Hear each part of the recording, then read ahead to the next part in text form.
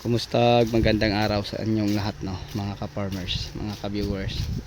So ito na po ang ating talong na tira sa bagyo at aming abagat kung saan ay pinapalinisan po natin. So anda gitna mga ka-farmers, pinapatiler natin. So yung linya na lang ang pinapapalinisan sa ating mga tauhan.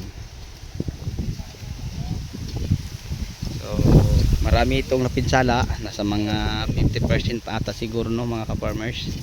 Kasi yun ang banda, oh, yung namalinis dyan, ayan, at saka doon yun ang pinakamarami, yung banda sa gitna, yung may mga tauhan natin naglalakad na sa mga kalahating hektarya dyan. And then din yung banda sa ibaba, so nasa mga 8,000 ata ang na damage o napinsala sa bagyong Maymay at saka bagyong Nining. And then may hanging abagat pa na nagdadala ng mga pagulan dito po sa ating area. So ngayon mga ka-farmers, ang ating ginagawa, yan, pinapalinisan natin ang linya. So yan, galing na sila doon mga ka-farmers kaninang umaga dito sila. So ngayon alas 10:30 pa, nandito na sila sa bandang gilid. So ang luwang po ng ating taniman ng talong nasa 2 hektarya. Dahil maraming napinsala, ang tira dito mga ka-farmers ay mga kalahati na lang siguro. So okay lang yun mga ka-farmers, at least maraming napinsala, marami pa naman pong natira. So alagaan natin to, baka abot pa natin yung magandang presyo ngayon. Kasi ang presyo sa talong ngayon mga ka-farmers, share ko lang po sa inyo, ay 170, no? Ang farm gate, kung ikaw mismo magdala sa bagsakan, ay nasa 180. Kasi ang bigayan mga ka-farmers 19 o 2,000. So pag maganda 18, pag medyo may katandaan na ang talong mo, ang bigay nila ay ang kuha nila nasa 17, bigay 18, ganyan 160, depende lang, no? So kung pasok sa quality standard, 1.8 ang farm gate. Pero kung matanda na ang talong mo, nasa 1.7 lang, 1.6, 1.7, ganyan. So malaki na mga ka-farmers kasi ang isang bundle 10 kilo. Tapos kung 1.7, 170 per kilo. Kung 1.8, 180 ang kilo. So yun po, no, mga ka-farmers. So ngayon marami tayong tao, no, na naglilinis din, ang iba nandini, ang iba nandun. So ang tao natin ngayon din mga ka-farmers ay nasa 12 ata sila. So ang iba ang trabaho. So dito naglinis ano lang po sila, 10. At ako naman po ang taga video at taga update.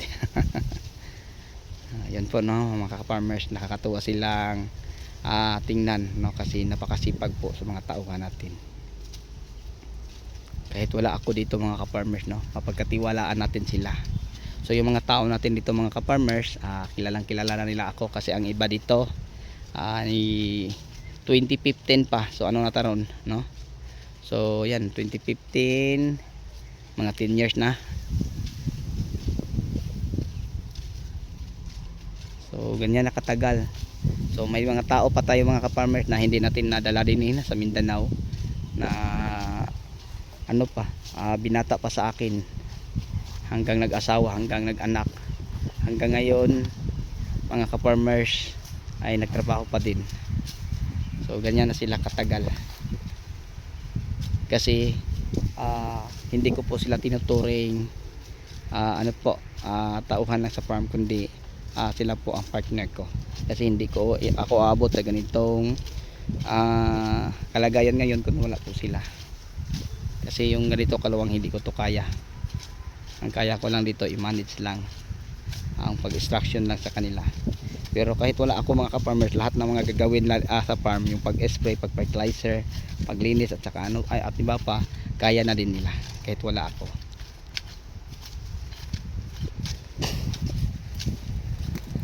Kani dire dong, anay lang nyo dong, gamay dong, tabangin nyo kaning kilira ini pingkuli.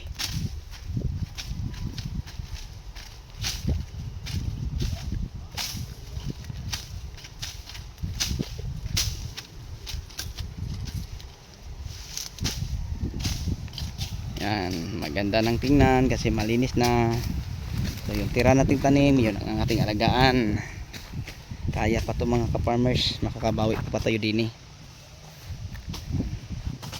So napakaganda yung hindi na pinsala. So ipot pa lang ng manok na nalagay natin, fertilizer kulang pa. So napakaganda na.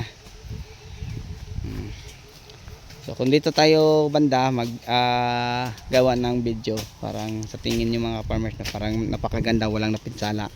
Pero pagpuntahan natin yung bandang gitna dyan, ayan, laki sa napinsala.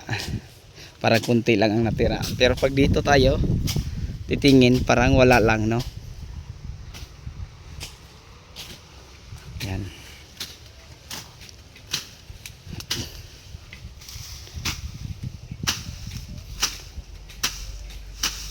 Dandahan lang, mabaliktad na yung sanggot. Mga sinyalan naman yung sanggot, humukig lawas.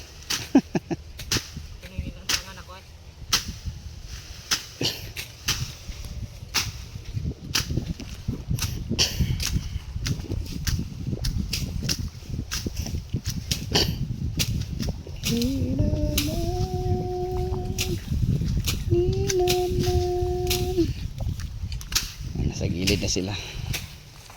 So yung gitna, kaya madali lang itong nalinis dahil pinapadaanan sa tiller.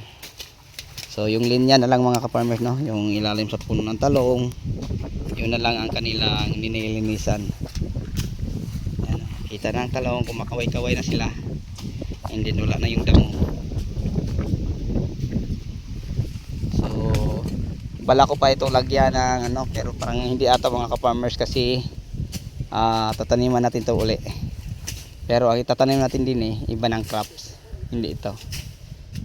And then itatanim lang natin to sa susunod na mga taon, sa 2020 ito siguro.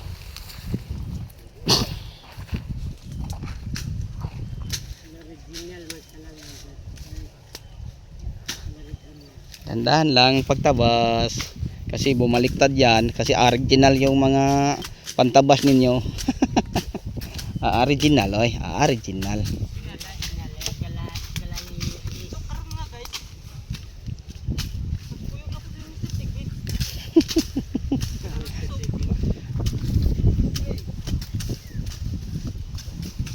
Yan.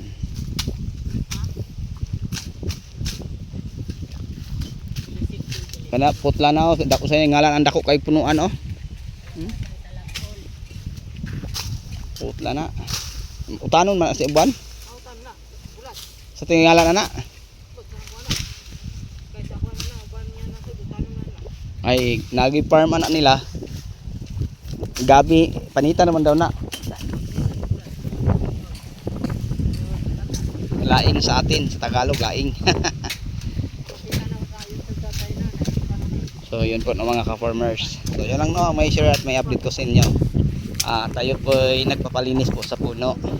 And then yung gitna pinapadaanan na natin. Nandun banda ang ating tiller. No. Okay, so yun lang po siguro mga ka-farmers, mga ka-viewers. So bago tayo magtapos, nag-love shout out sa lahat nating mga subscriber, viewers, share at commentator. So sa inyong lahat at sa inyong walang sawang pagsuporta, maraming salamat po. Bye bye and God bless. Happy watching. So sa lahat na may katanungan, pakilagay lang po no, sa ating check box session. So yun lang po. Bye bye and God bless. Thank you.